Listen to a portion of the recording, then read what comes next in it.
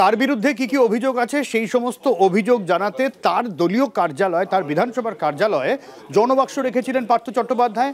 অভিযোগ ওঠে সেই জনবাক্স উধাও, কোথাও উধাও হয়নি, স্বমহিমায় সেই জায়গাতেই আছে, এমনটাই দাবি করলেন পার্থ চট্টোপাধ্যায়ের এক অনুগামী। এবং শুধু তাই নয়, ওই জনবাক্সে মোট কটা অভিযোগ জমা এখনো পর্যন্ত পড়েছে সেটাও জানিয়েছেন তিনি।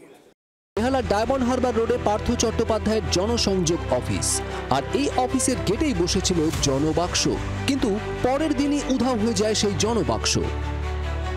11ই নভেম্বর জেল মুক্তির পরে পার্থ চট্টোপাধ্যায় তার বিরুদ্ধে নিয়োগ দুর্নীতির অভিযোগ জানানোর জন্য এই জনবাক্স রাখার কথা ঘোষণা করেছিলেন।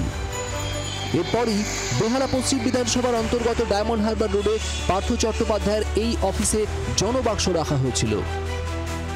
বুধবার বেহালায় পার্থর অফিসের সদর গেট খোলা হয়। প্রায় 3.5 বছর বন্ধ ছিল এই অফিস। ধুলো ঝেড়ে ধূপকাঠি দেখিয়ে অফিস খোলেন পার্থ চট্টোপাধ্যায়ের এক অনুগামী। তিনি জানান, জনবাক্স কোথাও যায়নি, জনবাক্স বহাল তবিয়তেই রাখা ছিল অফিসের দরজার সামনে।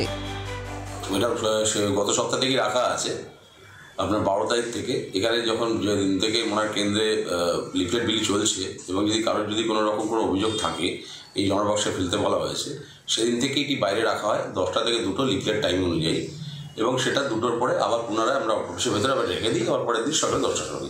এবং সেদিনকে যে উনি কখন এসেছিলেন বা সেটা বলতে পারবো না, এই বিষয়ে আমার জানা নেই। পার্থ চট্টোপাধ্যায় বলেছিলেন, নিয়োগ দুর্নীতি নিয়ে যে কোনো ধরনের অভিযোগ প্রমাণ সহ এই জনবাক্সে ফেলা যাবে। এখনো পর্যন্ত কটা অভিযোগ জমা পড়েছে এই জনবাক্সে?